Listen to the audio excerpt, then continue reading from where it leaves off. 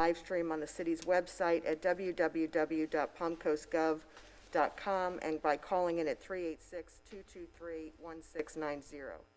Should you need technical assistance, please call at 386-986-2391. Today is November 17th, 2020. It is 9 a.m. Please rise and join me in the Pledge of Allegiance to the flag. I pledge allegiance to the flag of the United States of America and to the republic for which it stands, one nation, under God, indivisible, with liberty and justice for all. Roll call, please. Mayor Holland? Here. Vice Mayor Clupis? Present. Councilmember Branquinho? Here. Councilmember Cuff? Present. Councilmember Nets? Here. Mayor, all members are present. Thank you. We'll now move to public participation. Any member of the public wish to make public comment, these are for items not on the agenda. You have up to 3 minutes. Please state your name for the record, and your 3 minutes will begin.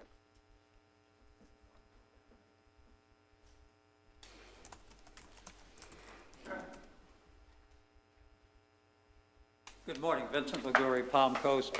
Congratulations to all the incumbents and to the new officials. Again, my congratulations.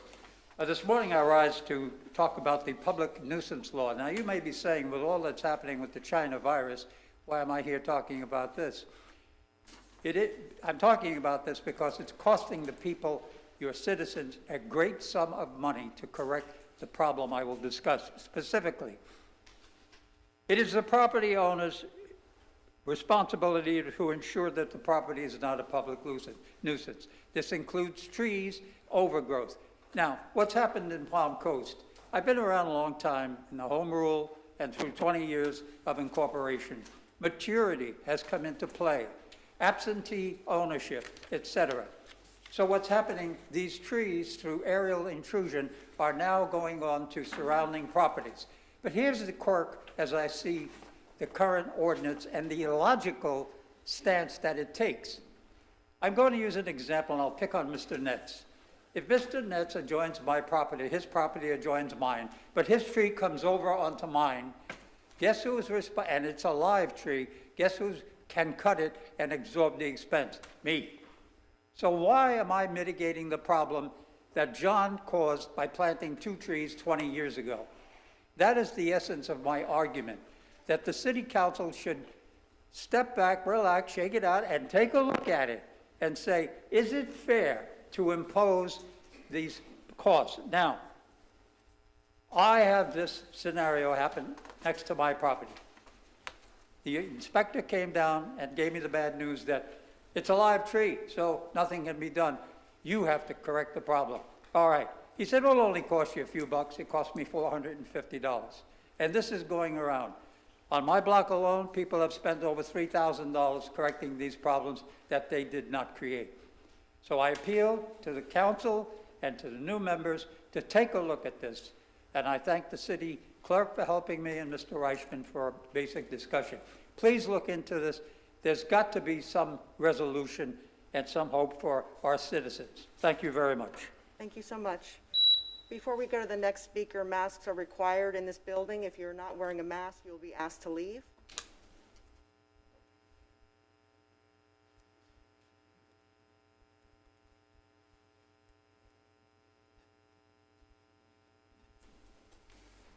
Give you another few minutes. If you're not wearing a mask, you'll be asked to leave.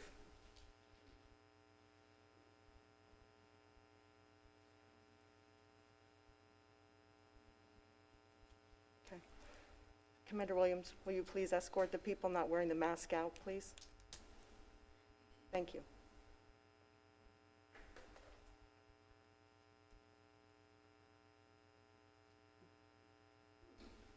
Those not wearing the mask can be escorted out. Okay.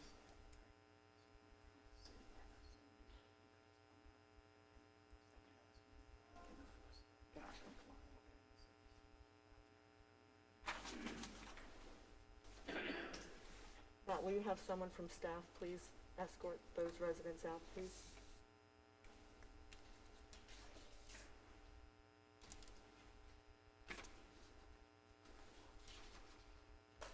Trespass.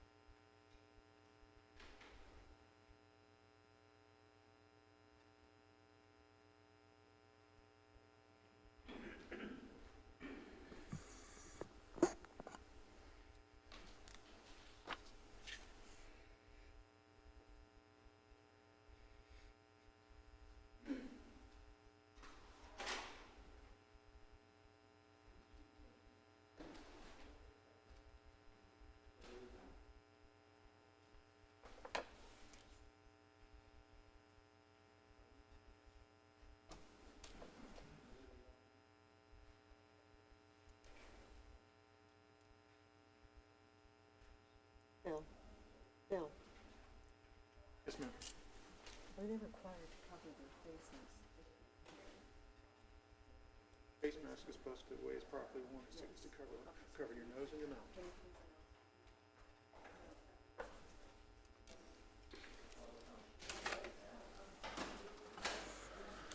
Folks, the reason we're doing this is we have a long-standing emergency proclamation that is applied to all city government buildings, including the City Hall, and this is for the public safety purposes purely. And specifically, requires everyone to wear a face mask. And what that means is that it needs to be properly used to be effective, and it needs to be covering your mouth and your nose. So we would ask you to properly wear your face mask, which would cover your nose and your mouth, please.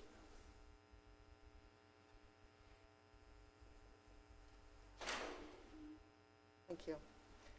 Okay, we'll now move to reopen the public participation. Any other member of the public wish to speak on matters not on the agenda, please come up, and you have up to 3 minutes.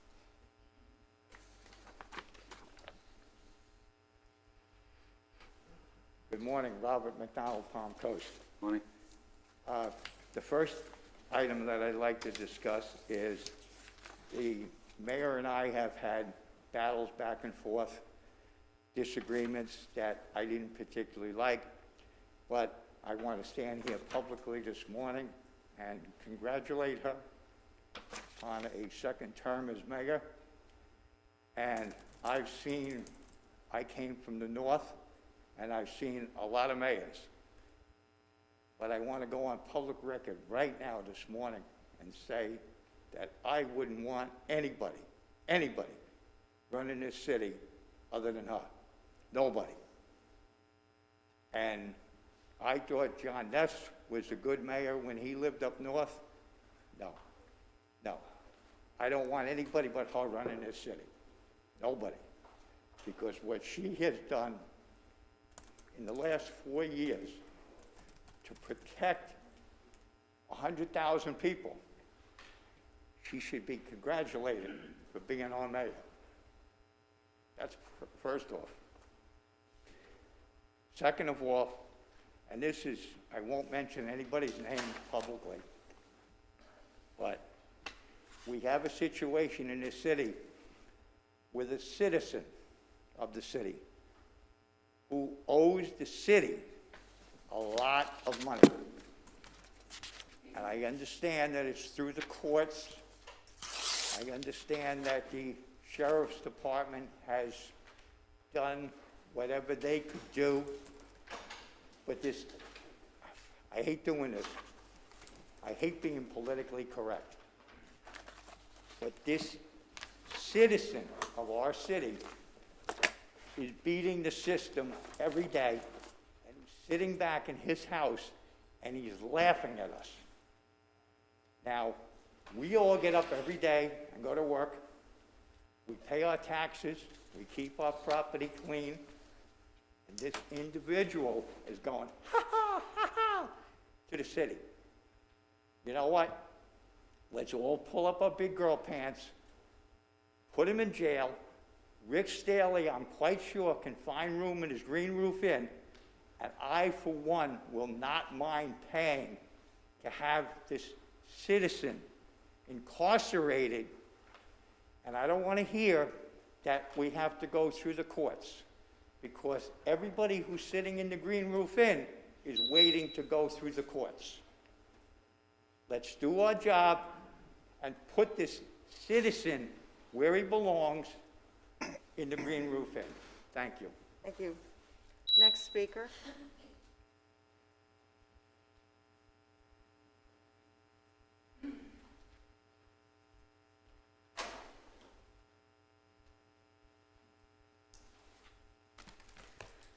Thank you for this opportunity to speak with you, and congratulations on winning another 4 years. My name is Darlene Maria Darcy.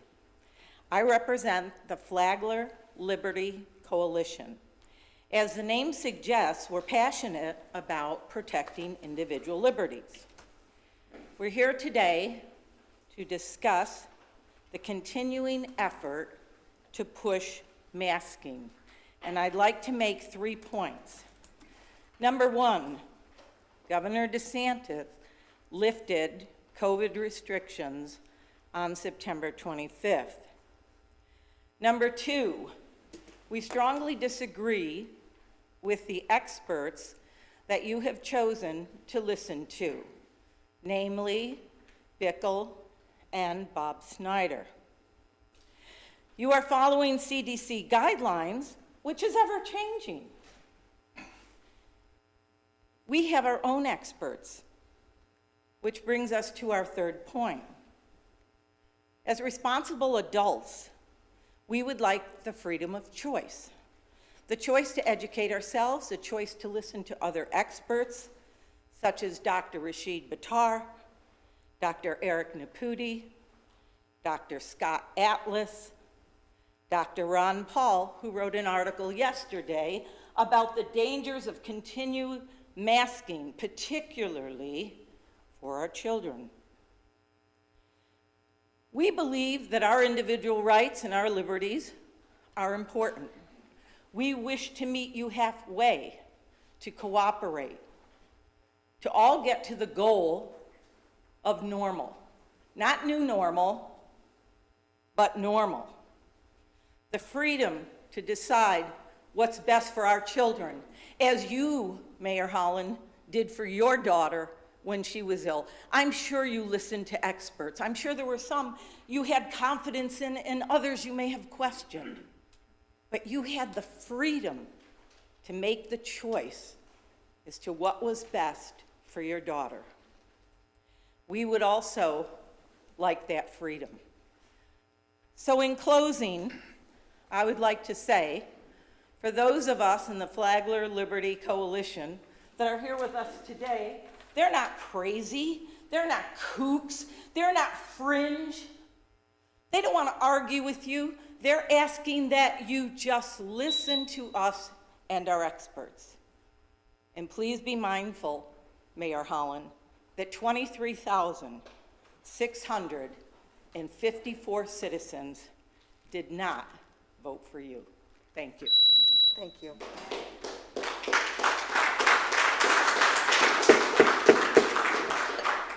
Ma'am, in the back of the room, if you're not going to wear a mask, you're going to be asked to leave. Thank you. Thank you. Next speaker.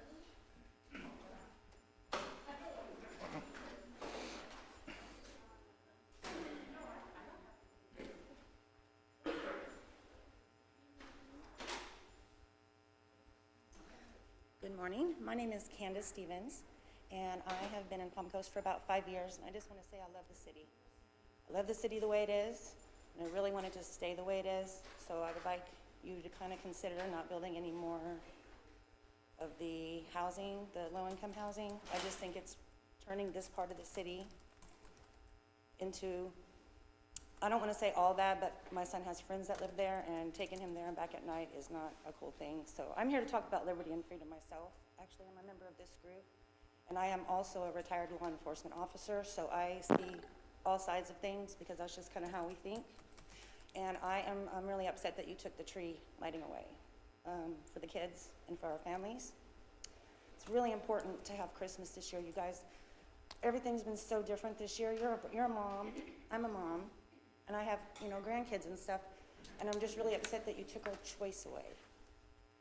Choice is a part of freedom, and I think that we should have the right to choose, those of us that want to go to it and mask up and social distance with our family and groups.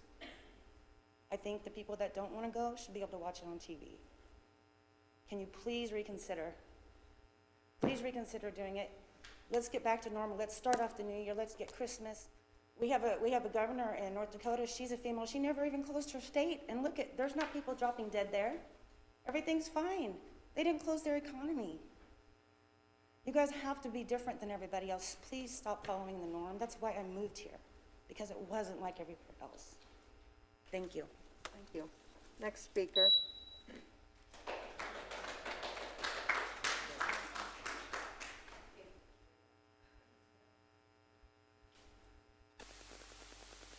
We'll close public comment. Anyone on the call?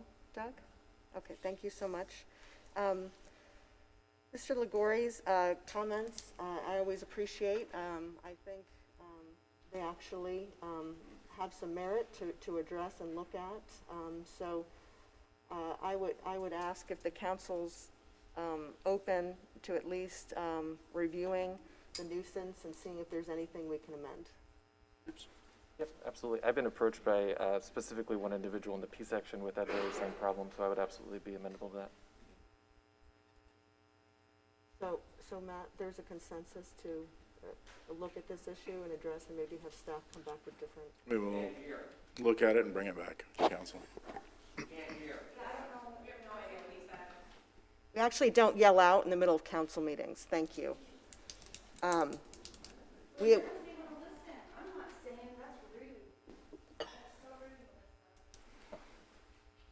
Thank you. Thank you, ma'am. Have a good day.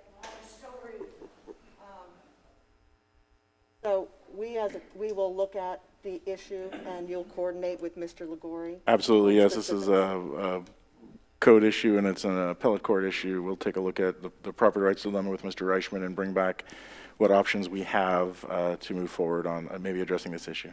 Okay, thank you. Thank you, Mr. McDonald, for your comments as well, and certainly those that have come here today to voice their opinion. We always appreciate that. We're always open to that, so thank you. We will now move to agenda item number 1, which is the approval of the minutes of October 20th, 2020, November 2nd, 2020, November 10th, 2020. Do I have a motion to approve? Move approval. Seconded. Moved and seconded. Since everyone's here, I don't think we need to do a roll call. I'll just say, all those in favor, please say aye. Aye. Any opposed? Being none, it passes unanimously. Okay, we will have to recess the city council and convene the State Road 100 Corridor Committee, Community Redevelopment Board. Meeting is officially recessed. Agenda item number 2 is a State Road 100 Corridor CRA resolution approving a State Road 100 Corridor CRA budget amendment for the fiscal year 2019-2020 relating to the appropriation of available fund balance and contingency.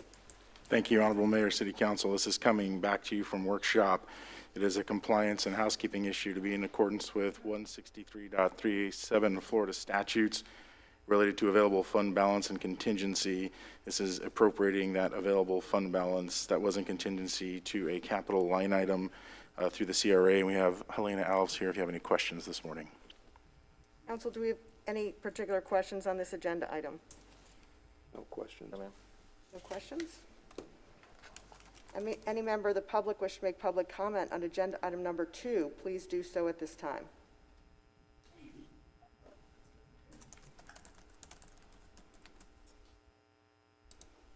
No one, I'll close public comment, take it back to this council, entertain a motion. I'll make that motion. Second. Moved and seconded. All those in favor, please say aye. Aye. Opposed? Seeing none, it passes unanimously. Agenda item number 3, the State Road 100 Corridor CRA resolution approving State Road 100 Corridor Community Redevelopment Agency Innovation Kickstart Program extension. Thank you again, Honorable Mayor, City Council. And this is a proposed extension supported by Community Development to extend the current CRA kickstart that's set to expire December 31st, 2020. It would extend it simply for an additional year to December 31st, 2021, with the aim of offsetting the economic uncertainty that has slowed some projects through the COVID pandemic. It also supports and advances those goals for Town Center. Jason DiLorenzo is here if you have any questions. Council, any questions or comments on this agenda item? I just want to add that people, we don't say anything much about these things here. The reason why we're not asking questions about this resolution is because we went at it at length at the last workshop. That's the reason why. So don't get confused that we're not asking questions about this. We went at length with this resolutions at the workshop. Let's just clarify it. Thank you. Thank you. Okay, any other comments or questions? Not, I'll open up to the public. Any member of the public wish to make public comment on agenda item number 3, please do so at this time.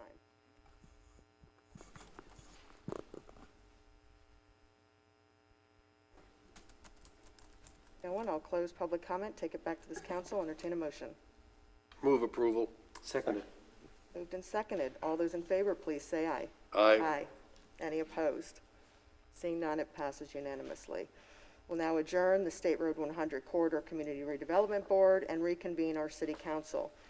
Agenda item number 4 is an ordinance. Mr. Reichman.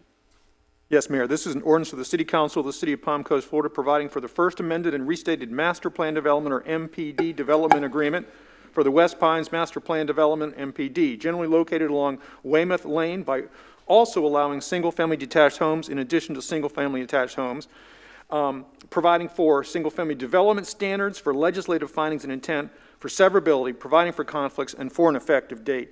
Mayor, Council, this is a quasi-judicial matter. If there have been any ex-parte communications, those should be disclosed at this time. None.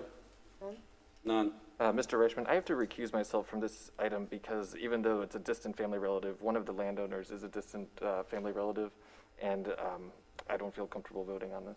All right. Pursuant to Florida law, if you would simply abstain from voting, then you are declaring a voting conflict, and get with the city clerk to prepare the appropriate conflict form within 15 days. Understood. Thank you. Thank you. Any other disclosures? And Madam Mayor, I'm also declaring a voting conflict on this, and I filed the appropriate form with the clerk, so I will not be able to vote Okay, thank you. due to attorney-client confidentiality and relations. So Okay, I am out on this one as well. okay, thank you. Madam Mayor, we still have a quorum to proceed in this matter. Thank you. Okay, Matt. Thank you, Honorable Mayor, City Council. This item was held before the Planning and Land Development Regulation Board on October 21st, 2020 in a hybrid meeting. The PLDRB did find this project in compliance with the comprehensive plan, the Land Development Code, and has recommended approval to the City Council rezone the subject property West Pines MPD. I do have Bill Hoover here today to introduce more and discuss this project. Good morning, everyone. The West Pines MPD, it's located about 4/10 mile west of the intersection between Belterre Parkway and Pine Lakes Parkway. The request involves approximately 20 lots fronting on the golf course along Weymouth Lane. 12 of the 20 lots have single-family attached homes constructed on them. The remaining 8 lots are the basis of this request. This is the future land use map. You can see that the subject property is yellow in residential, as well as the lands to the north and the east. The golf course area to the south, southeast, and southwest is designated greenbelt. This is the city zoning map. You can see Wellington Drive going along there.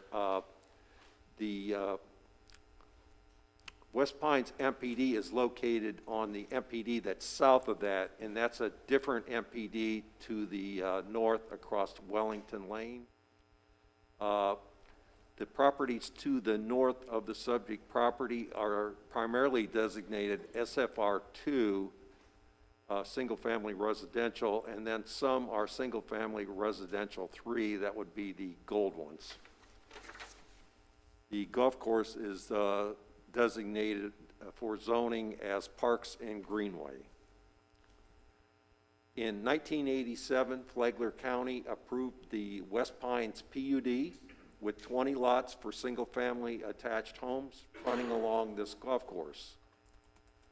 Between 1988 and 1990, ITT built attached homes on 12 of the lots. The remaining 8 lots have sat vacant for the last 32 years. In 2008, along with the citywide rezoning, the West Pines PUD was redesignated West Pines MPD, or Master Plan Development. The 8 lots have been sold off numerous times, and the current owners were not advised when purchasing them that it required one home to be built on two adjoining lots for, so essentially you had to get agreement with the property owner on the other side to build a home at the same time. The applicants were advised only that the single-family homes were required.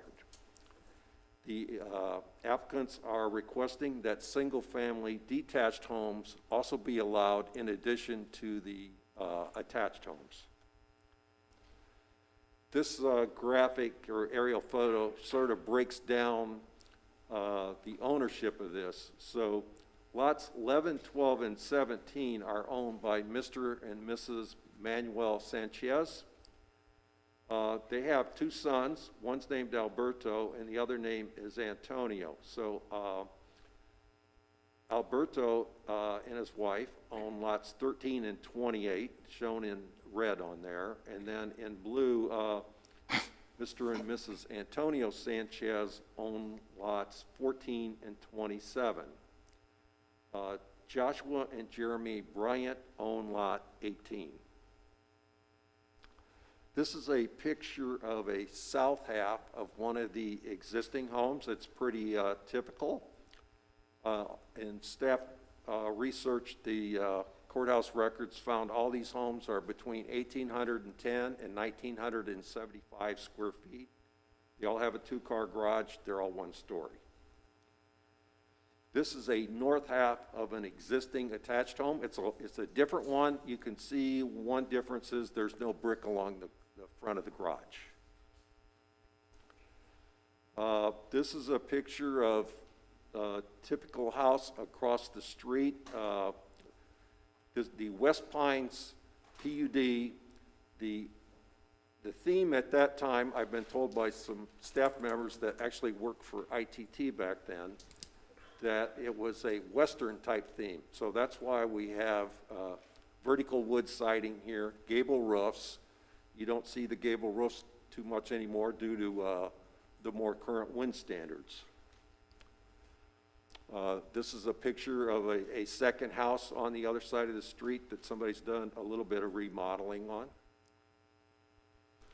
And this is about what the 8 lots look like that are vacant. This is a home that's located 4 lots north of the most northerly attached home.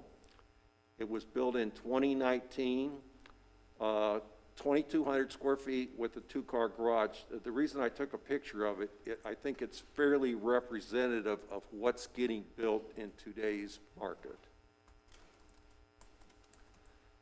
This is the master concept plan for the detached homes. And so the staff requested, and the applicants agreed to 25-foot front and 20-foot rear setbacks that already apply to the attached homes. In addition, they went with 7.5-foot side setbacks. We also asked them to try to be more compatible with the neighborhood. As you know, a new home in Palm Coast has to be 1,200 square foot at a minimum. So since the neighboring properties were just a tad over 1,800 to 1,975 square feet, we asked the applicants if they would agree to go with 1,800 square foot as a minimum, which they did. The other thing we asked them, since the homes were all one story, if they would agree to be limit and not allow any 2-story with their zoning. They have agreed to do those 2 things. The lots 11 to 19 are, so this is the exhibit to the MPD for attached homes. So right now you would have a 0-foot setback on the side of the home that's attached and 13 on the other side. So essentially that would be equivalent to a 6.5-foot side yard setback on each one. So the applicants actually want an extra foot.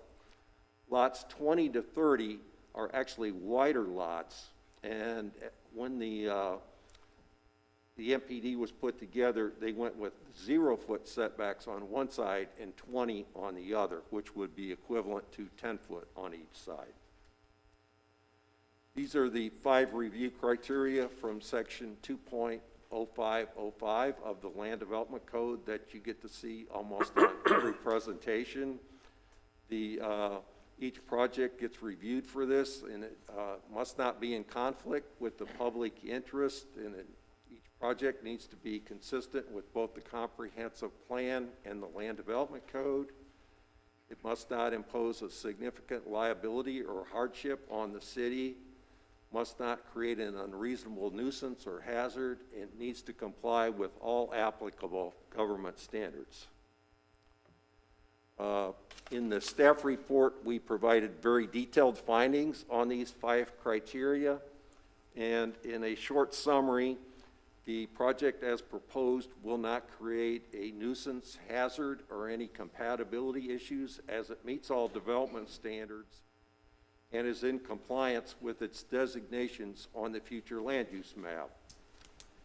The development of the site is actually consistent with 6 policies of the future land use and housing elements of the comprehensive plan, which is one of the highest I've ever brought to you. I think typically we run anywhere from 2 to 5. The project will also meet all applicable standards of the Land Development Code.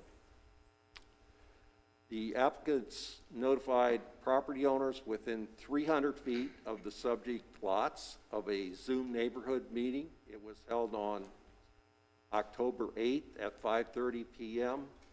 6 members of the public attended the Zoom meeting, as well as 1 applicant and 1 staff member.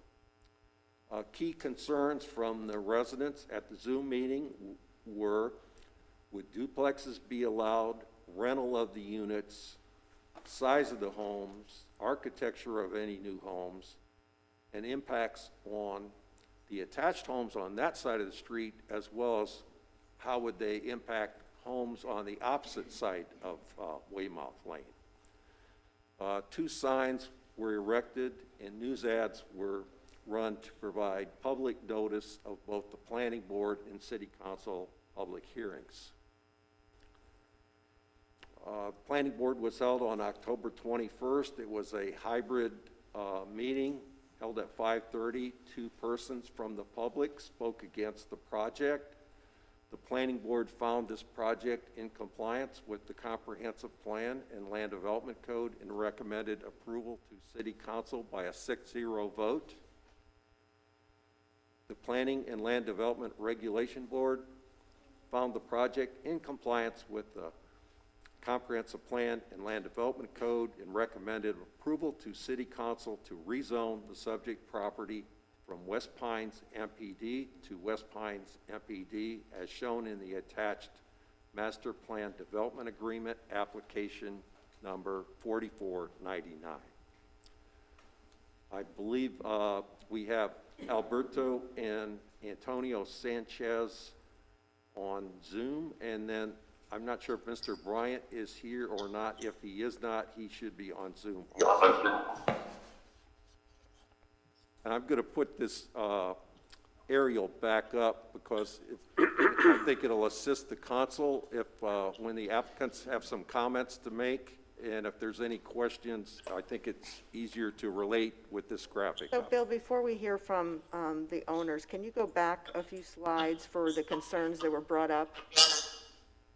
Doug, can you mute that? Thank you. One more. So, can you talk about duplexes? Right. One of the things that I talked to Ray Tyner and Jason De Lorenzo on this, and if you're putting up duplexes, and there's a lot of those have went up in town over the last couple years, and there's people that invest in those. So right now, you could put those up, but if I'm building a duplex, it costs a lot more to build a 1,800 square foot one than one, say, 12 or 1,400 square foot, because I think you would get more return on your dollars, because if you got a 3-bedroom, 2-bath, 2-car garage home, which I owned when I was younger, 1,250 square feet or something, you get almost the same rent for that as you would 1,800 square foot.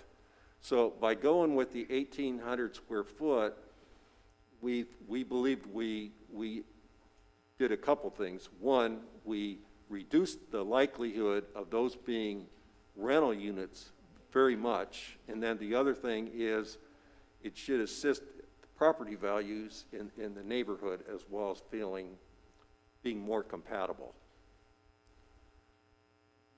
But there's still the option to build a duplex. Right, I don't, so yes, right now, an owner could come in, or they could sell all these, since the Sanchez's own 7 of the lots. If they bought Mr. Bryant's lot, they could own 8. They could put up duplexes or even townhouses, 2-story townhouses with 2-unit buildings, and put those up and rent those out. Now, to me, that would probably be, if someone put a 1,250 square foot townhouse up, 2-car garage, rented those out, that's probably the worst case scenario in staff's opinion. So we tried to put standards in here that would move away from that and reduce that likelihood as much as possible. Okay. Council, do we have any questions before those that are on Zoom wish to make comments? Yes, one quick question. The 2 residents who spoke in opposition at the planning board meeting, were their concerns essentially the same as outlined here? I think I think there's some sentiment that it's okay the way it is, and, you know, we'd rather have trees perhaps as neighbors. The biggest issue from the neighborhood actually is side yard setbacks. And I did see something from one of the neighbors where they would like the lots to have a 15-foot side yard setback, and in staff's opinion, a 15-foot setback on each side on a 75-foot lot gives you a 45-foot wide home, which is more like in our newer subdivisions, due to the high cost of infrastructure, we're going with typically 50-foot wide lots with a 5-foot setback on each side. So that gives you a 40-foot home. Those homes are having to be rotated 90 degrees because so in staff's opinion, a home rotated 90 degrees that's 45 foot wide but maybe 75 foot deep is not very appropriate for the neighborhood. But the side yard setbacks has been the biggest issue on this. After we went with the larger home size, and I think the duplexes, so I think by allowing single-family homes here, you're not going to build an 1,800 square foot home, very likely, and want to rent that out. Now, you may purchase one and find out, oh, I'm going to be out of the country for a year or something. I may rent my house out for a year, but it's not going to be very profitable, I think, or very likely that somebody's going to build single-family homes with the intention of renting those out at that size. One more question. On the issue of rentals, I don't believe a city can prohibit rentals. You can regulate the duration, the frequency, and so on and so forth. But I think if you have privately owned property, you can rent it. Is that correct? Exactly. The residents did ask staff to check into that. We did check with that in code enforcement, and Barbara did advise us that no, basically exactly what you're saying, sir. Thank you. But we can restrict what's on there, meaning if duplexes are put on, that certainly could be an option.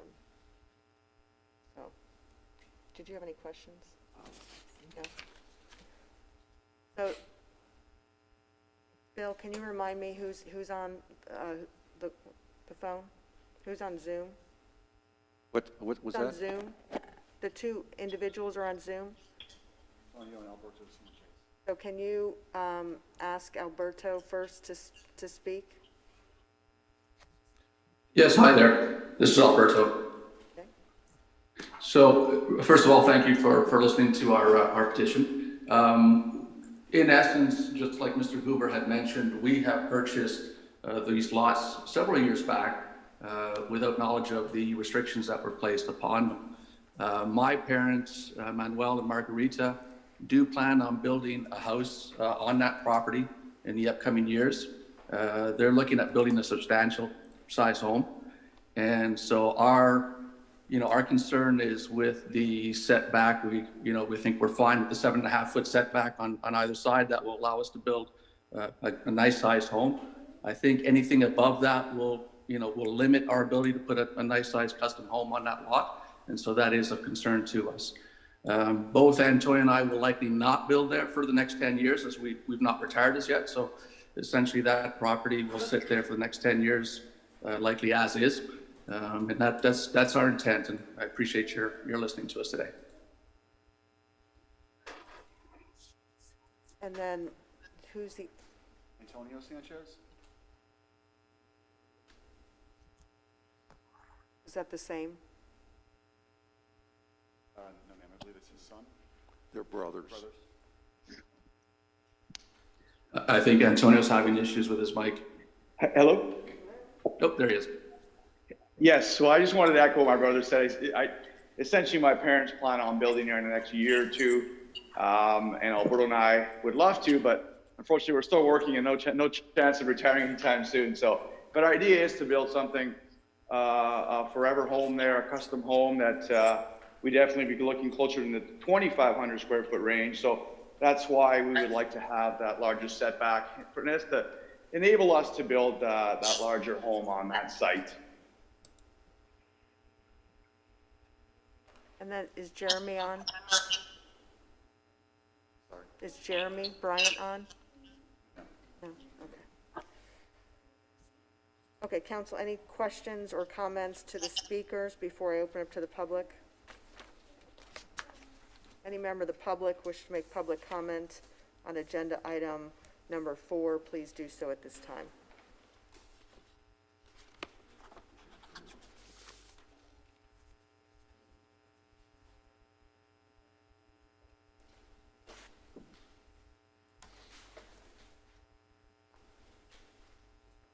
Morning. Good morning. My name is Jim Sennello, Sennello. I'm the president of West Pines Homeowners Association. And I don't know how this thing ever came about to be what it is and how it is.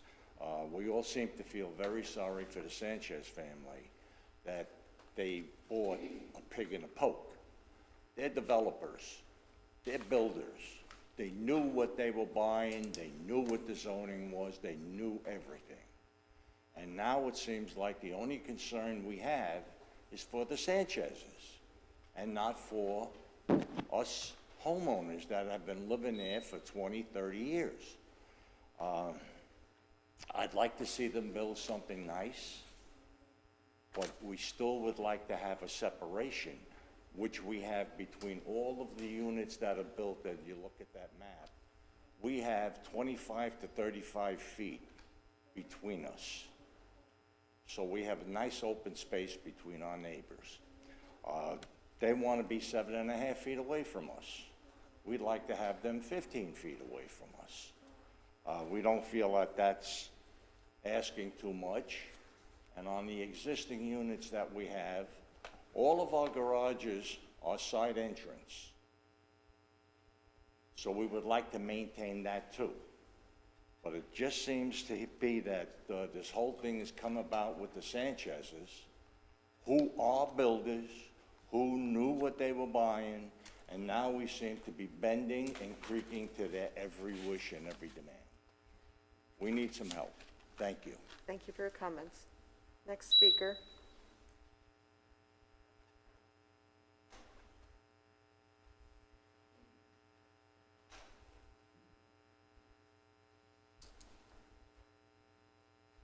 Good morning, Mayor Holland, members of the City Council. My name is Rob Boone. Our family lives at 29 Weymouth Lane, one of the existing attached family homes. We and 11 other families submitted a letter that's in your agenda package on pages 81 to 90, and hope you've had a chance to take a look at that.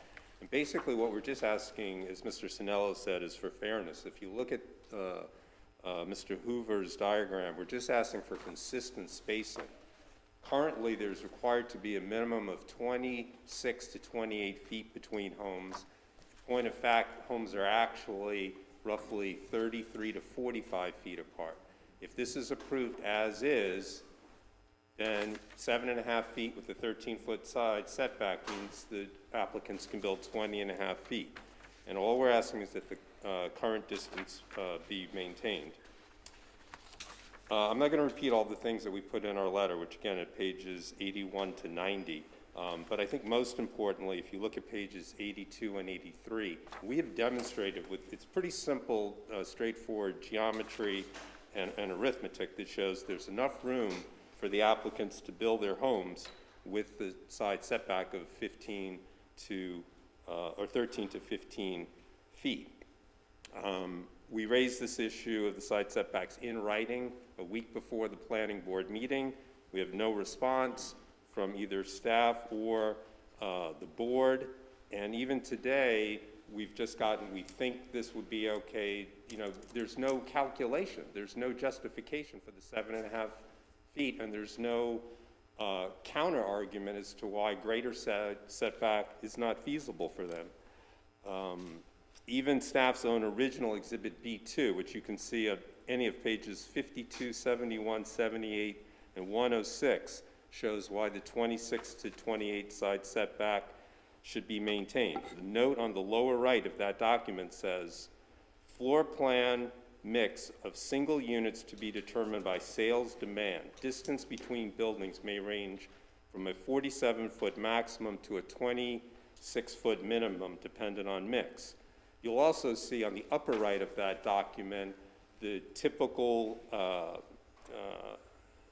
it's called building envelope. And you'll see all of our homes are L-shaped, so they're as deep as possible and as wide as possible. That is not going to be the case with the new homes to be built.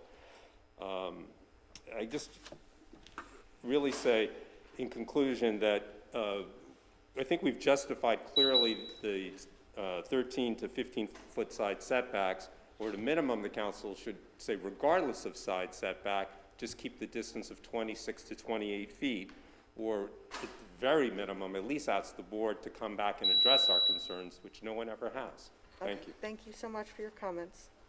Next speaker.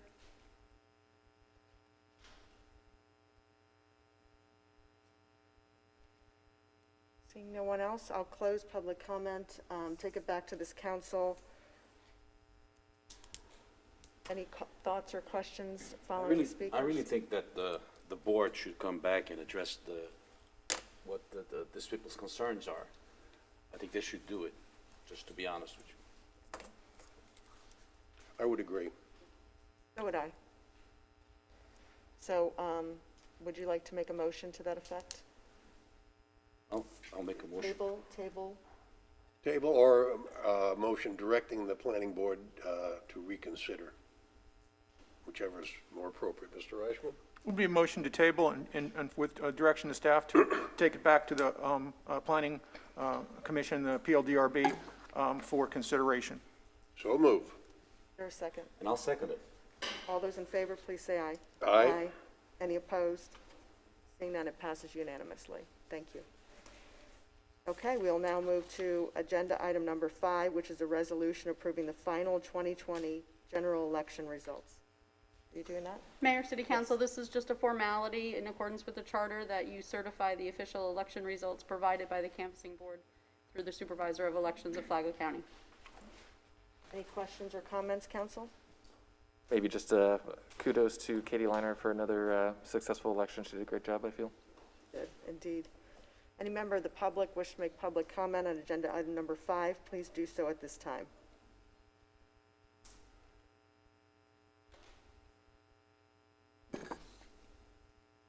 Seeing none, I'll take it back to this council, entertain a motion. I'll make a approval? motion. Second. Moved and seconded. All those in favor, please say aye. Aye. Any opposed? Seeing none, it passes unanimously. Agenda item number 6, which is a resolution approving a federally funded sub-award and grant agreement with Florida Department of Emergency Management relating to COVID-19 pandemic expenses. Thank you. Again, Honorable Mayor, City Council, on March 1st, 2020, Florida Governor Ron DeSantis issued Executive Order 2051, directing the public health emergency. Similarly, on March 15th, 2020, Mayor Holland issued a proclamation for a local state of emergency for the city of Palm Coast.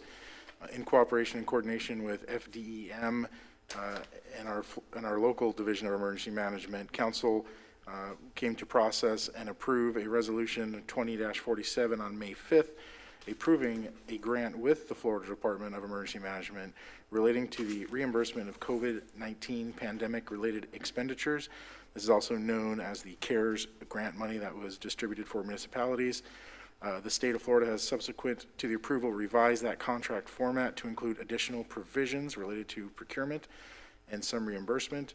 We're asking for council to authorize this grant agreement, and it must be approved by City Council to sign and process so we can continue to seek reimbursement for COVID-related emergency expenses. Council, any questions or comments on this agenda item? Any member of the public wish to make public comment on agenda item number 6, please do so at this time.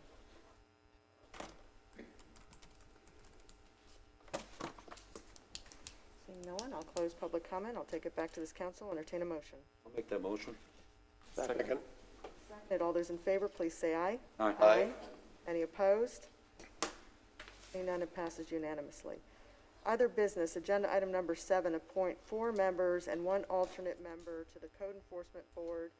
I am asking that this would become effective at the next Code Enforcement meeting at the beginning of December. Correct. Okay? The first seat that we have up is going to be the vacant seat held by Ken Caruth. If you would please pick one choice for Ken Caruth's seat. If I may, Mayor. I'm sorry. It wasn't too long ago that I enjoyed a rather lengthy presentation, Zoom presentation, by our city attorney on the laws regarding the operation of this government. And from what I understand, a elected official cannot vote on an issue that provides either personal gain or personal loss. My name is one of the names being considered, and there's certainly no personal gain, maybe a loss of a little time, but in the interest of fairness, I will ask to be recused from voting on this issue. Yes, Virginia, yesterday, while I was reviewing the applicants, there's no continuing member for District 3, and we do have 1 applicant for District 3. Are we required to diversify across all districts if there's not a current person holding that seat? For the code board, no. The requirement for code board is, when possible, to appoint an architect, a business person, an engineer, general contractor, subcontractor, and/or a realtor. May I borrow a word of you, Council? So we're just voting for 1 currently? Just 1 right now. I got the other seats picked out. Okay.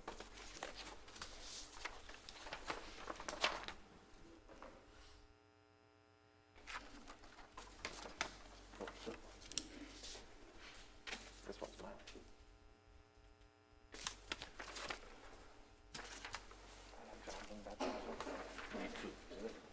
No, just 1 right now.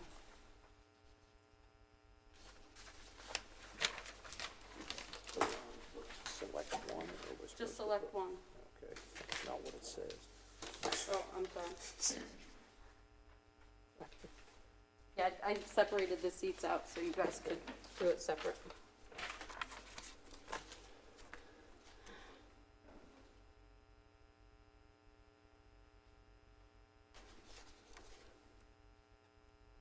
I have 3 votes for Mr. Netz and 1 vote for Geraldine Wright.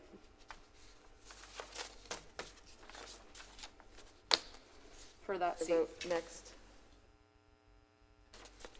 The next seat is going to be the vacant seat held by Mr. Netz. He did not complete his term as he did an appointment to the city council as a temporary appointment. And just pick one.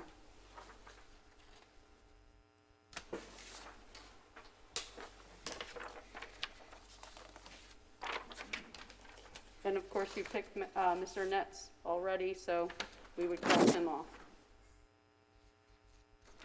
I'm not sure I like the term cross him off. Well,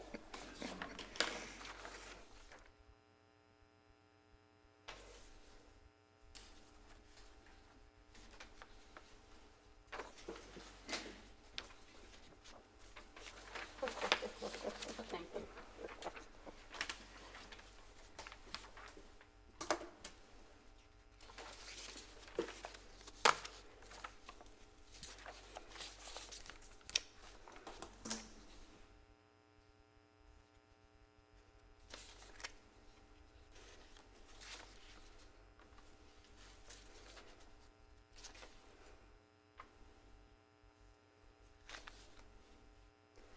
Okay, round two, on the same seat. There were two received for Poulos, one for Sullivan and one for Wrights. So I'll hand you back and put it to the outside of the box, if you will. Your choice on round two. Who received two? Poulos. Okay.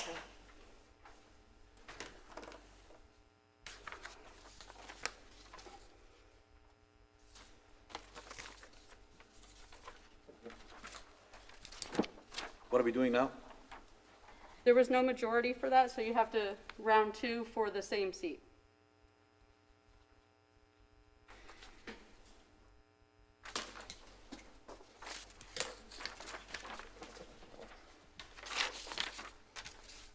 process made even easier by the sneeze guards.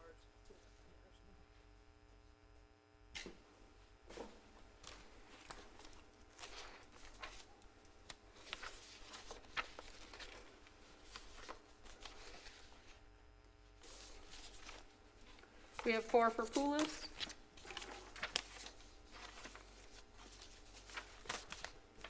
Next seat will be for the seat held by Mr. Poulos. So since we have majority for Netz and Poulos, you will not use those names.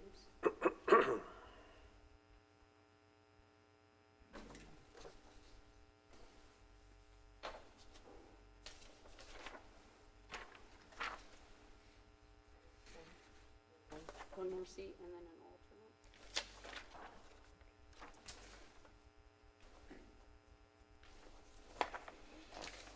Thank you.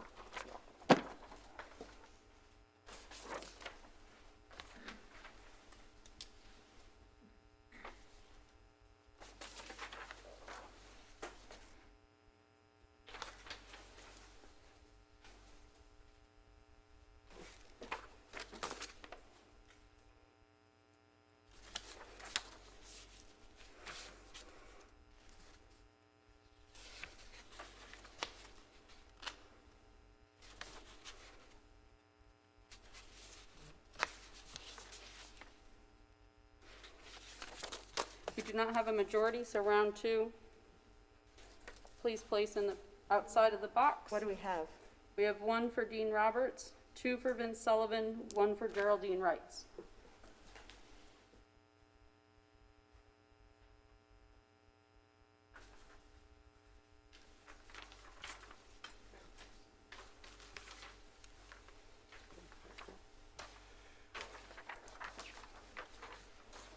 Thank you. Here, Virginia.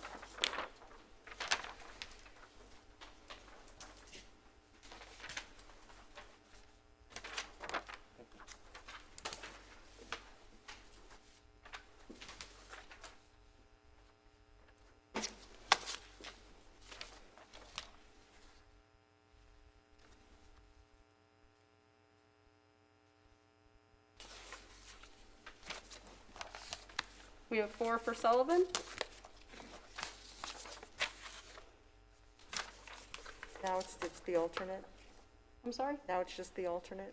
No, we have one more open seat, which is held by Dean Roberts.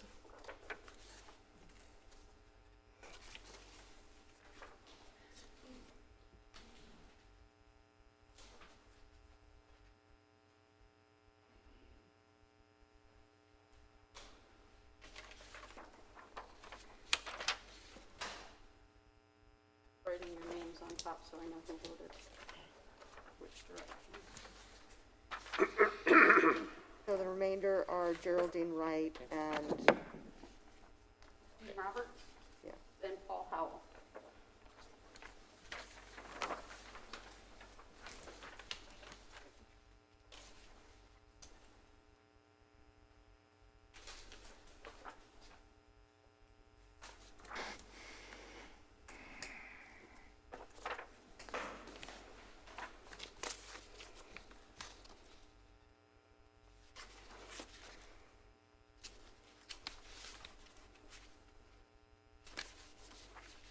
We have 3 for Dean Roberts and 1 for Geraldine Wright. Okay. Now just one alternate, right? 1 alternate, and then because Mr. Sullivan, I believe, was chosen, then we have to do another round for Sullivan's alternate seat. He's going from alternate to regular member. This one is for the seat held by Gerard Chagnon. Held by whom? Gerard Chagnon's vacant seat.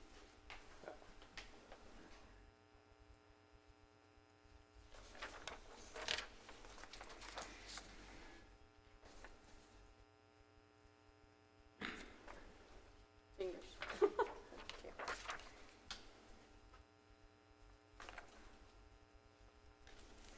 You got this, you got this. Sorry. No worries. Okay. Trade that. Thank you.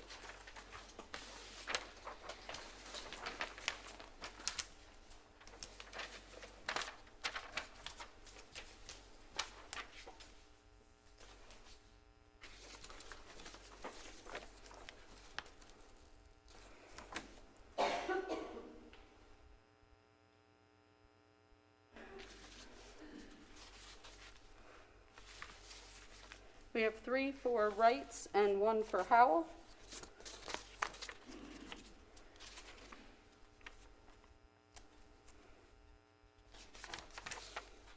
So who's left, Virginia? One sec. Who's not been appointed? I think there's only one. Howell and I think it's Roberts that are left. I believe Mr. Roberts has already been selected to fill a position. Yeah. We have left is Paul Howell. That's the Next. only applicant left that has not been selected for a seat or for an alternate seat. Yep, give me 1 That makes second. an easy decision, doesn't it? Yes. The surprise, Bill. I don't think we have to go through that. I think if we have a motion to appoint, and then we'll appoint the alternate that remains. We have Nets, Poulos, Roberts, and Wrights. Sullivan. So Sullivan, Sullivan was appointed. oh, no, he was not. What? No, I thought he was appointed. that's what I thought too. Pretty sure we voted for Vince I Sullivan know. for membership on the board in a regular seat. That's what I have in my notes. What I have is that we have John Netz, Mr. Poulos, Mr. Roberts, Mr. Sullivan, as the 4 that were selected by majority vote for filling the 4 vacancies. And Geraldine Wright was voted with the majority as alternate. Give me 1 sec. The mask may have jolted my eyes.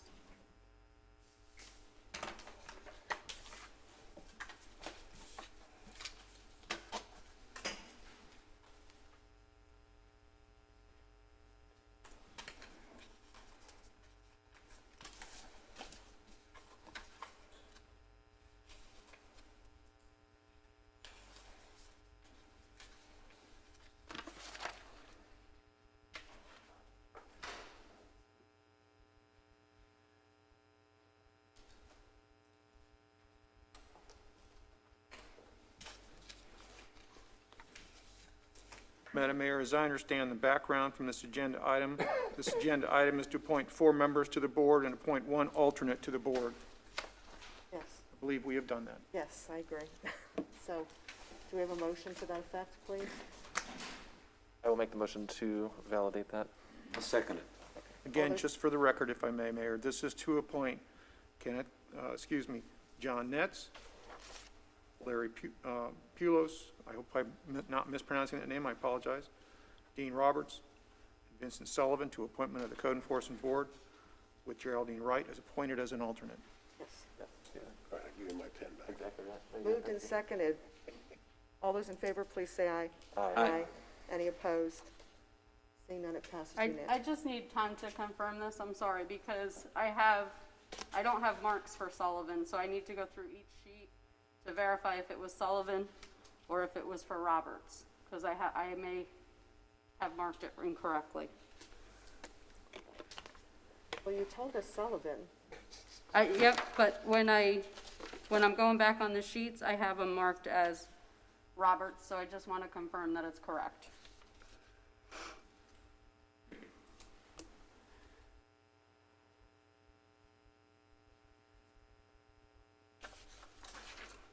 They need it back. Yeah.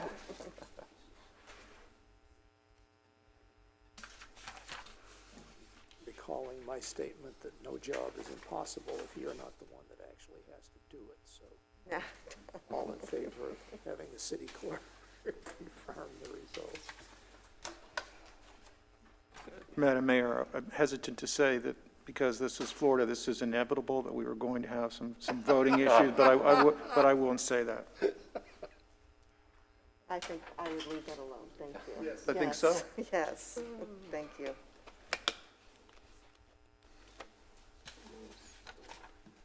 The hanging Chad joke in there somewhere.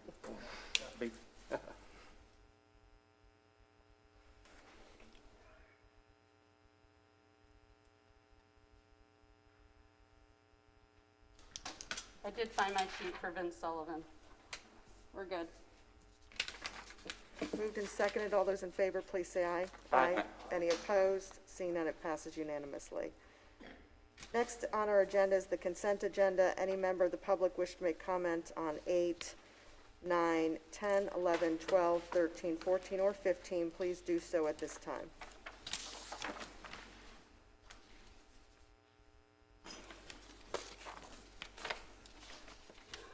Seeing none, I'll close public comment. I'll ask for a motion to approve the consent agenda as read. Move to approve the consent agenda. Seconded, all those in favor, please say aye. Aye. Any opposed? Seeing none, it passes unanimously. Now we'll move to organizational items. Agenda item number 16 is the oath of office for newly elected mayor and council members for District 1, 2, and 3. So Virginia, we're going to start first. Yep, I'll have Mayor Holland join me down at the podium. Councilmember Cuff and Netz, if you would Backing up now. please close your binders and open the seats for the newly elected officials. I'd appreciate that. I would if I could just make a comment first. I'd like to thank City Council for my short-term appointment to the City Council. It was an honor and a privilege to serve again. And thank you for the appointment to the Code Board. Again, it's an honor and a privilege to serve this great community. For our two new elected officials and one returning, just a comment. Two major things that you need to do. One, look back in history. Take a look at what has happened since City was incorporated, what things were done and why to make this the great community that it is. And secondly, looking forward. What can you do to add to this great community? It's an awesome responsibility. People will watch you closely. Remember, your responsibility is to the community as a whole. Thank you very much. Very much. Councilmember And I Cuff, will did you? abandon my seat. Well, given the seniority of Councilmember Netz, I really can't add anything other than my congratulations to the incoming council members. I told one candidate who buttonholed me during the election to be careful what you wish for, so I wish the new council, including the new members, all success and best wishes. Thank you. Thank you, Bob. Thank you. You, Bob. It was a pleasure serving with you, sir. Likewise.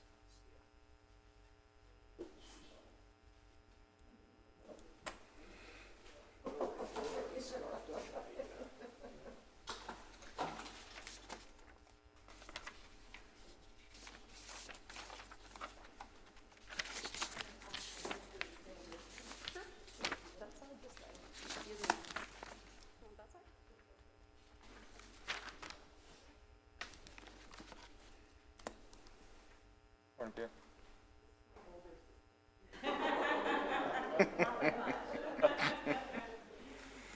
Please raise your right hand and repeat after me, inserting your name as needed. I do solemnly swear that I will support, protect, and defend the Constitution and government of the United States and of the state of Florida. That I am duly qualified to hold office under the Constitution of the state, and that I will well and faithfully perform the duties of mayor of the city of Palm Coast, of which I am now about to enter. So help me God. Welcome aboard.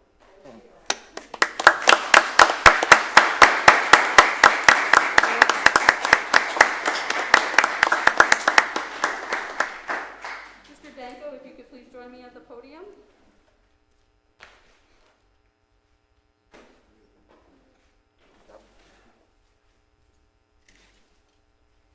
My wife will hold this Bible. Sure. While I place my hand on it. Okay. I, Ed Danko, do solemnly swear do solemnly swear that I will support, protect, and defend that I will support, protect, and defend the Constitution and government of the United States the Constitution and government of the United States and of the state of Florida, and of the state of Florida, that I am duly qualified to hold office that I am duly qualified to hold office under the Constitution of the state, under the Constitution of the state, and that I will well and faithfully perform and that I will well and faithfully perform the duties of council member the duties of council member for District 1 of the city of Palm Coast, for District 1 of the city of Palm Coast, on which I am now about to enter, on which I am now about to enter. so help me God. So help me God.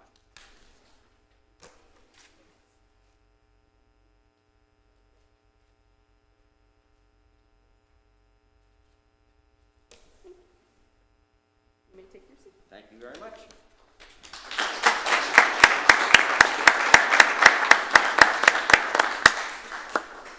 Mr. Victor Barbosa, if you could join me at the podium.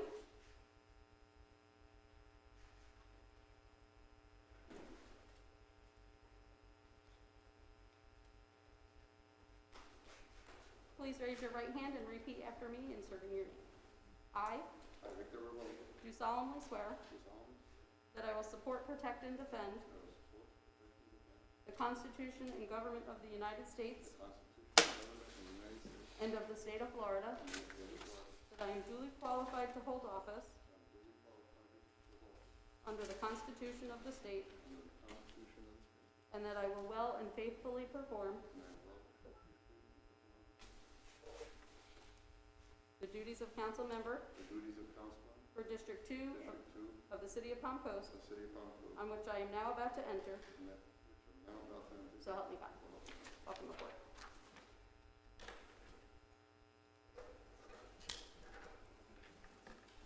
You may take your seat.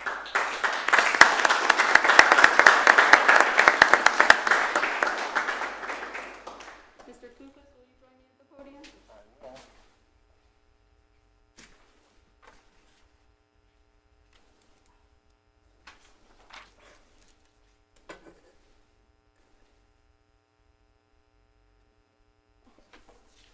Please raise your right hand and repeat after me.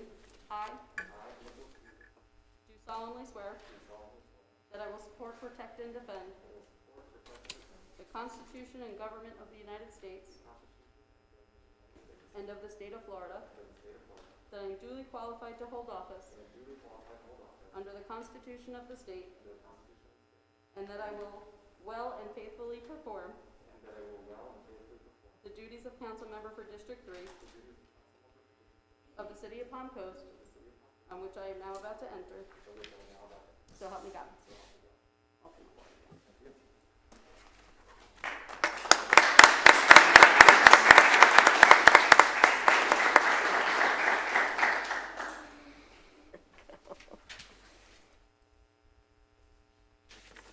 Okay, thank you very much.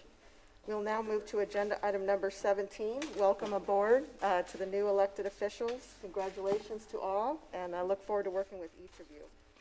Agenda item number 17 is a selection of our vice mayor for 2020-2021. Do I have a motion? I have a motion, and I would just like to first say that it's been an honor to serve as vice mayor for the previous 2 years, but I would like to nominate Eddie Branchino as vice mayor for this upcoming term. I would like to second that. Right? Any other comments? Well, I dodged it twice, so this time I can't. I'll gladly accept your motion and nomination if you so wish to approve. Absolutely. Wonderful. Okay, council members, we have a motion and a second on the floor. I would call the question. All those in favor, please say aye. Aye. Any opposed? Seeing none? Welcome, Vice Mayor Branquino.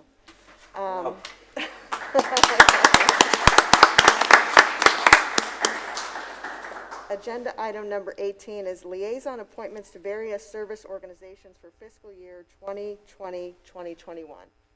Virginia, you have supplied the list, correct? Yes. So, how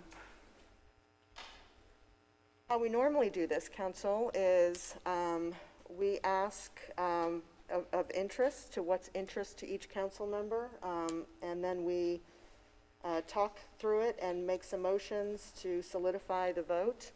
So is there any particular council board? I will start by saying the transportation planning organization is one that we serve as a joint relationship between Volusia and Flagler County. They supply the majority of our funding for projects, including Old Kings Road, sidewalk projects, those sorts of things. I have not served on that yet. I would like to offer my service and role to that organization. Is that I agree. Okay. Okay. And then Do you have to make a motion for that, or make a motion at the end? we'll make a motion at the end. At the end, I with all think. the- Yeah. And I would like to serve as the River to Sea Transportation, St. John's.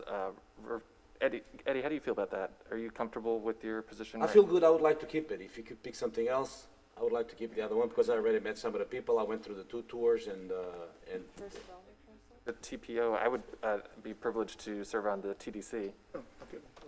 I think that would be very appropriate. So, Tourist Development Council, Councilmember Clufus would like to serve. Okay? Okay. And then you would like to be reappointed to the St. John's Water, I'm sorry, I can hear. I emailed you it. want to be reappointed to the Water Management District? Yes. Yes. Okay. Mayor Holland, the 2 new council members are at a disadvantage. They don't have the list in front of them because they haven't received their iPads yet. So if you give me a minute, I'll write them down, or if you want to discuss them out loud with them. I'll tell you what. For now, can you see here? Don't get too close, okay? Other than that, just Let's not stand. just joking. I know. I feel like a Standing bank would teller. still be cities, juvenile justice, Chamber of Commerce, which I'm unsure if that's even in existence anymore, Yeah. and Stuart Marchman. So, Juvenile Justice and Stuart Marchman Act, does anyone have a preference on who'd like to serve? I would like to do it.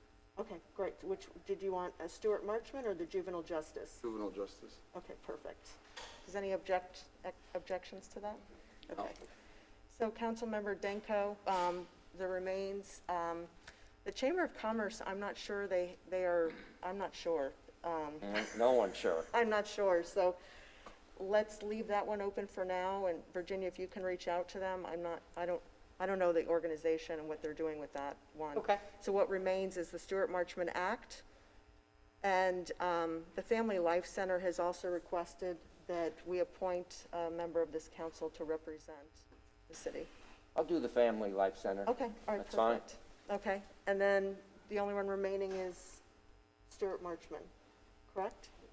Is that We the, also have the new board for the SHIP program that we have to appoint. There is a conflict with the time. as it interferes with city council, so I've requested, if they could please move that date, because the new statute that went into effect October 1st is a shall appoint a member from council to. All right, so we've got Stewart Marchman Act, and then the SHIP deals with housing funding, rehabilitation of homes, distressed properties in the city of Palm Coast. Does anyone want to take that on? Just for clarifications, do we know the meeting schedules of these? I wouldn't mind Stuart Marchman. Okay. That would be totally fine with me. Perfect. Stewart Marchman Act. You can find out the date of the SHIP and then come back to us and we'll make the appointment. Yes. But until if it's a conflict and they can't move it, it's a conflict. Okay. Okay. So Family Life Center, St. John's Water Management District, TPO, TDC, Stewart Marchman, Juvenile Justice. Got that, Virginia? I just don't have who's appointed to what, for TDC, were you remaining on that one? No, that's Nick is Clufus? TDC. Yep. I'm TPO. Okay, Eddie is reappointed to the Water Management. yep. Stuart Vic- Marchman is Clufus, Yes. Juvenile Justice is Barbosa, Family Life is at Danko, Chamber we're leaving open, and SHIP we're leaving open. Yes. Okay. Perfect. All right, do I have a motion to that? So moved. Is there a second? Seconded. Moved and seconded. All those in favor, please say aye. Aye. Any opposed? Seeing none, it passes unanimously. We will now move to public participation. Any member of the public that has chosen not to speak at the beginning of the meeting would like to make comments on items not on the agenda. You have up to 3 minutes. Please state your name for the record, and your 3 minutes will begin.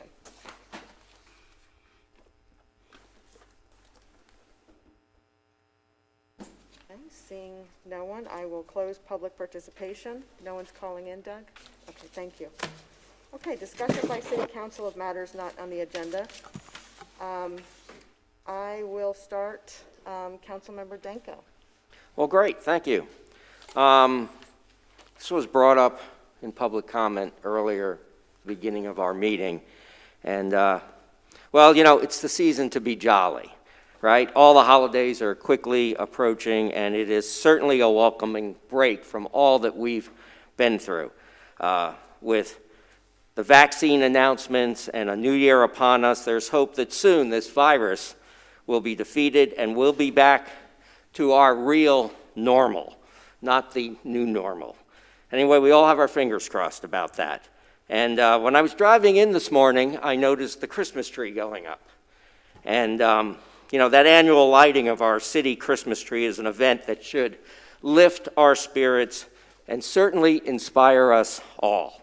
However, at present, this is planned as a video virtual event on YouTube that excludes the public's participation. Well, I gotta be honest, that's not gonna lift any spirits or inspire anybody. You'd be better off staying home watching a Hallmark movie. This is an outside event. We can follow CDC guidelines. We can social distance outside, and we can wear masks like we're doing inside.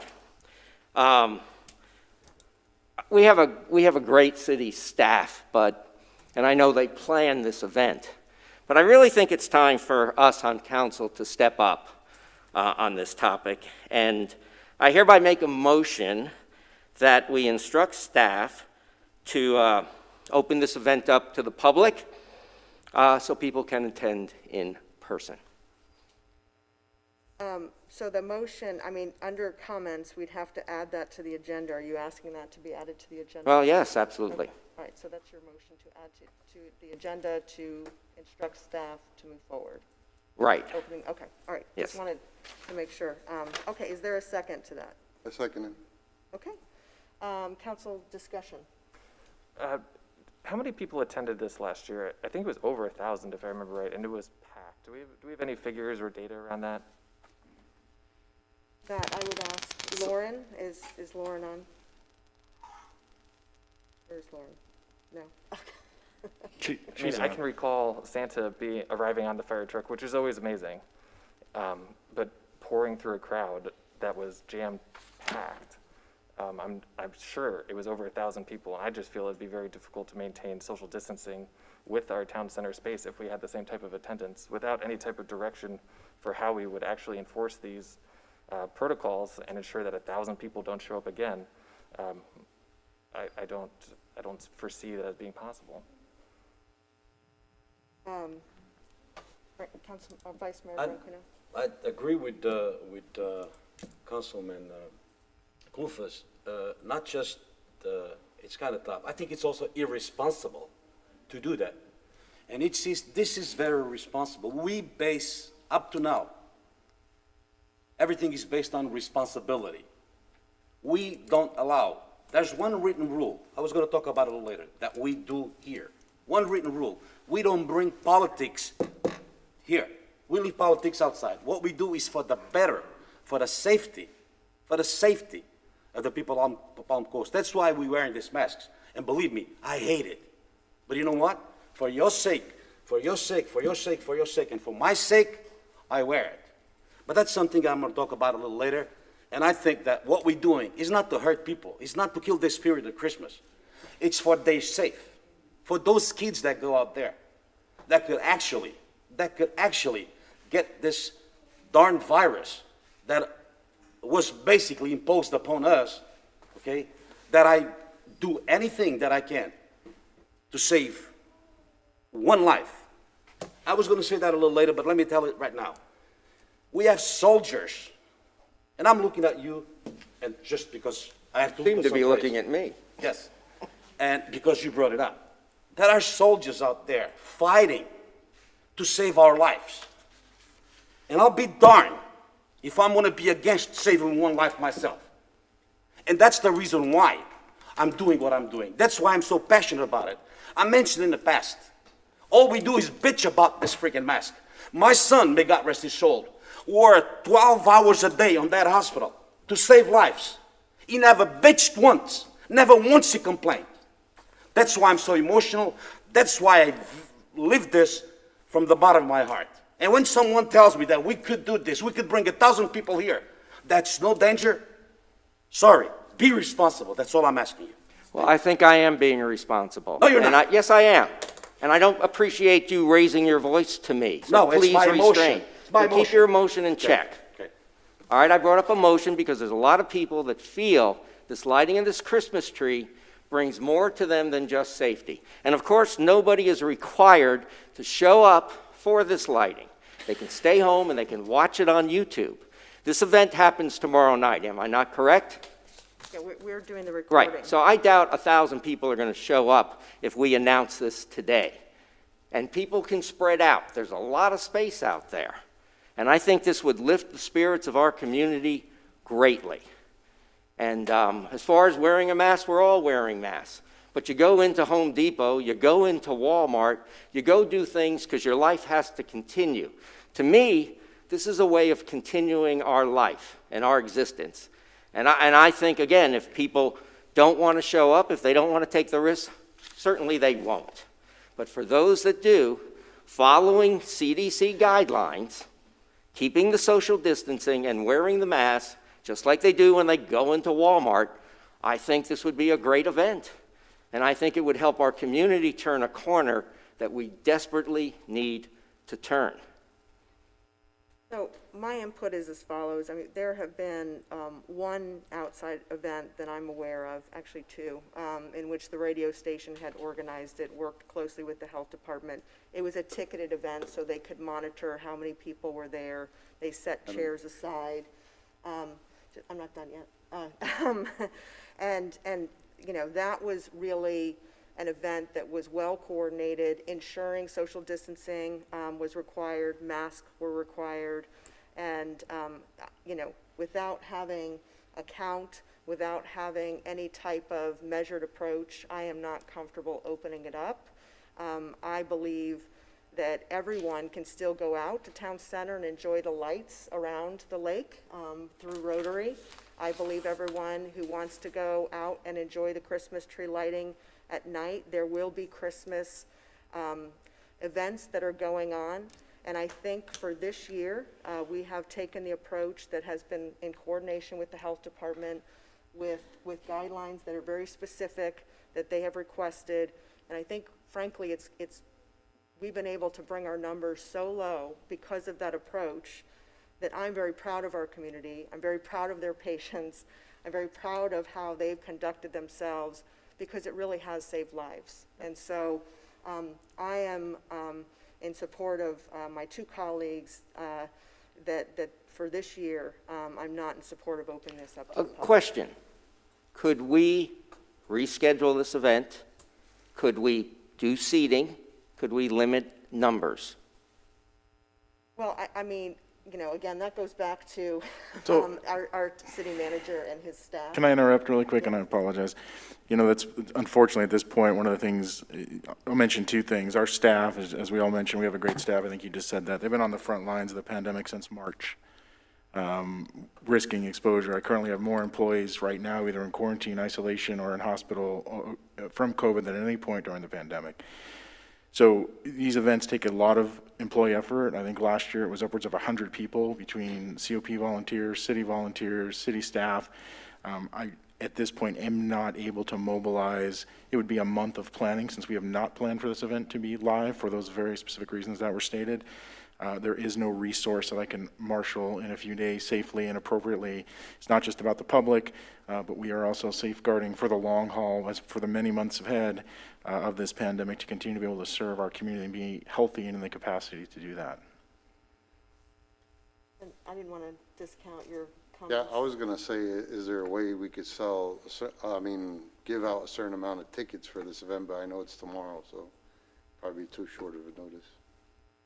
Yeah, I mean, I think unfortunately the timing Well, of this is going to be tight. in light of Mr. Martin's statement, as far as the task this would be for city employees, I certainly understand that aspect of it.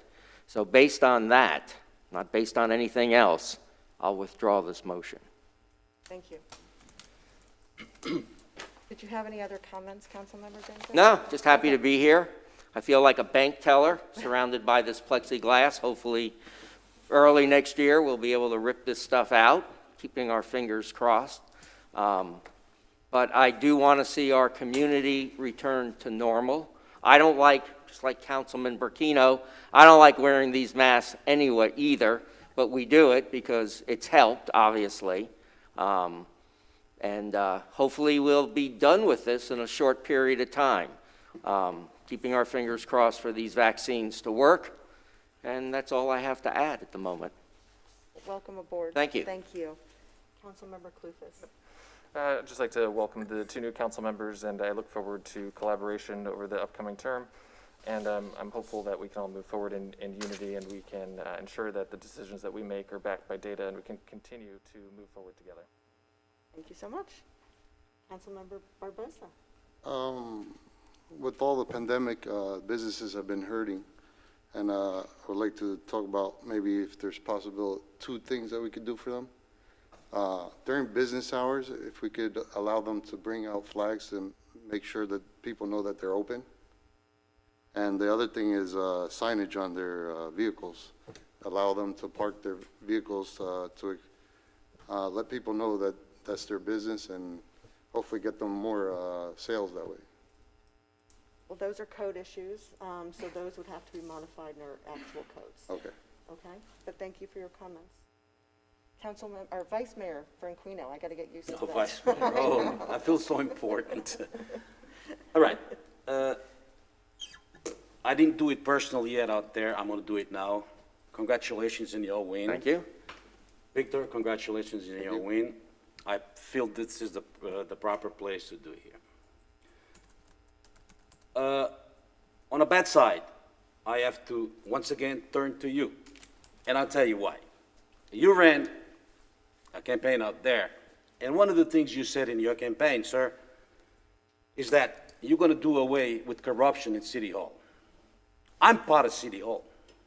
You put me under the same umbrella. The only thing I have that I pride is my name, my family name. I had my first pair of shoes when I was 7 years old, sir. And the only thing I have is my name.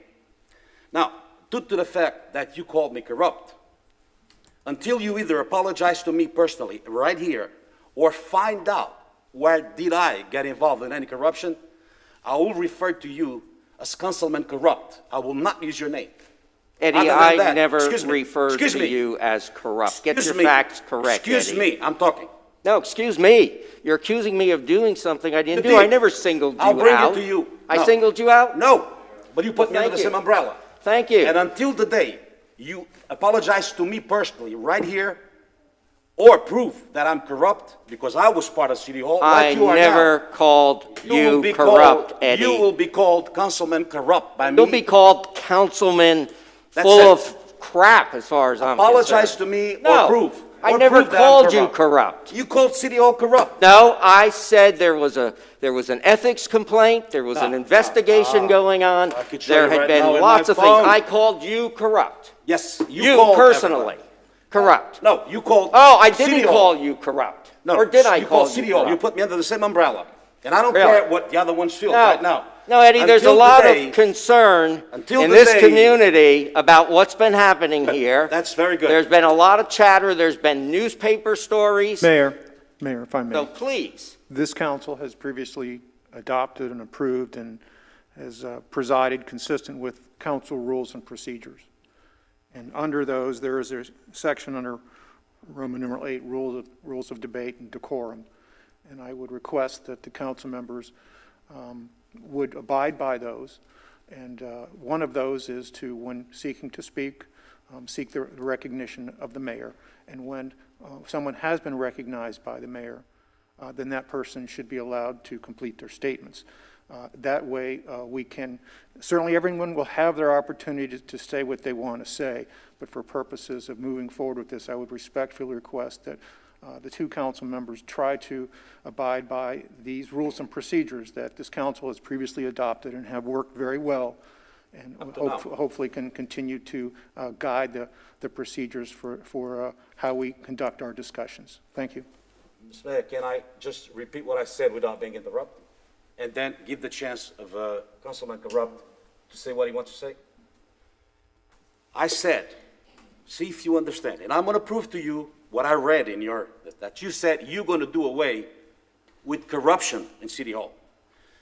Being then part of City Hall, like you are now, you put me under the same umbrella. And I said, sir, the only thing I have is my name. And I'm not going to allow anyone to mess with it. And I'll defend it from here to eternity. And due to the fact that you called me corrupt, and I didn't get involved, I didn't answer anything because I didn't want to interfere in your election. Due to the fact that you called me corrupt, until the day you here apologize to me for putting me under the same umbrella that you put anybody else, okay? You don't want to go there, the personal. Either you apologize here or you prove, because you have plenty of time, that there are corruption in City Hall, and then I'll bow to you. Until that day, I'll refer to you as Councilman Corrupt. That's that simple. Okay. Now, you could. Well, the only thing I have is my name too, so I don't appreciate you abusing it, number one. But if you want to call me Councilman Corrupt, you can do it till the sun comes up on the Santa Monica Boulevard, for all I care. I will refer to you as Councilman full of crap, okay? And as far as corruption goes, we've read the newspaper articles. It was out there, it was in the Observer, Flagler Live, Daytona News Journal. There is apparently some ethic violations that are being explored. We do know that a number of employees, past and present, have been interviewed by the FBI. So perhaps when these investigations finished, we'll find out if you are corrupt or not. But I never singled you out. And for you to single me out is obnoxious and outrageous. So, Councilman full of crap, knock yourself out. Thank you very much. Well, Councilman you Corrupt. are welcome, Councilman full of crap. Can I say something? I think during this election, there was a lot of things said, but it's time to move on. People were elected, and I think we need to work together in a professional way, not being out here and attacking each other. It's time to move on.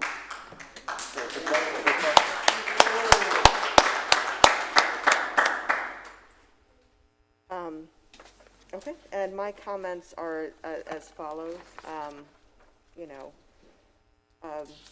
a lot happens during election season. obviously, and I believe in the process. I believe in the residents' right to choose who they would like to see represented. I have great respect for the results. I really do look forward to working with both Councilmember Danko, Councilmember Barbosa. I think they're both going to bring about some ideas and concepts that are beneficial to our community as a whole. And I agree. I look forward to moving forward, and I look forward to having a great collaboration up here that will offer our residents everything they're looking for in their government. So thank you both for stepping up, and thank you both for serving your community. And congratulations again, Councilmember Clufus, for the second term. And I really appreciate everyone who's also come out today and participated in this process. So thank you. Discussion by city attorney matters not on the agenda. Well, congratulations to all those that have been elected and re-elected. And I genuinely, sincerely look forward to working with all of you and following the direction of this city council as your charter officer, city attorney. Thank you very much. Thank you. Discussion by city manager of matters not on the agenda. Thank you. Two items. Second, Echo Bill settlement. Thank you. Welcome, new members of the council, and look forward to working with you and serving you as city manager. And I think we have a very productive year and lots of things to accomplish. So I'm excited for those accomplishments and to continue to move Palm Coast in a great direction. Secondly, I do have to point out under item 19, the reporting of emergency and sole source purchases. So to draw your attention to item 19, there were 7 emergency purchases and 35 sole source purchases being reported. Thank you. Okay. Second motion to adjourn. Motion to adjourn.